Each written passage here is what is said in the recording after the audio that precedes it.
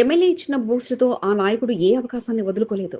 Boat ఆశావాహనేతగా ప్రతి పండుగను తమ గుడిసెవాసులతో కలిసి నిర్వహించి వారి అభినందనలు అందుకున్నారు.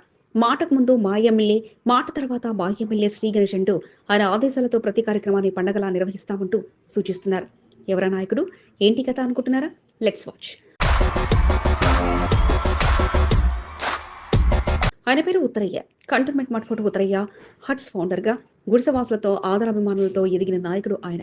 ప్రస్తుతం 3వ వార్డు నుంచి బోర్డు సభ్యుడిగా రంగంలోకి దిగాలని భావనతో ఉన్న ఆయన ఎమ్మెల్యే శ్రీ గణేష్ నుంచి గ్రీన్ సిగ్నల్ దక్కడంతో ఇక తన బలాన్ని రెట్టింపు చేసుకుని కార్యక్రమాలు నిర్వహించే పనిలో పడ్డారు.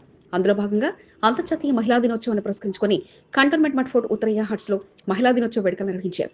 గుడిసెల్లోని మహిళలందరినీ పిలిపించి వారి కోసం తాను చేస్తున్న వేడుకలు తెలియజెప్పి టెంట్ వేసి వేడుకలు ఏర్పాటు చేశారు. తన తోటి నాయకులు అభిమానులతో కలిసి మహిళల కోసం ప్రత్యేకంగా మహిళా దినోత్సవ వేడుకలు నిర్వహించగా గుడిసెవాసులంతా పెద్ద ఎత్తున ఉత్తరయ్య పిలుపుతో మహిళా దినోత్సవ వేడుకల్లో పాల్గొన్నారు.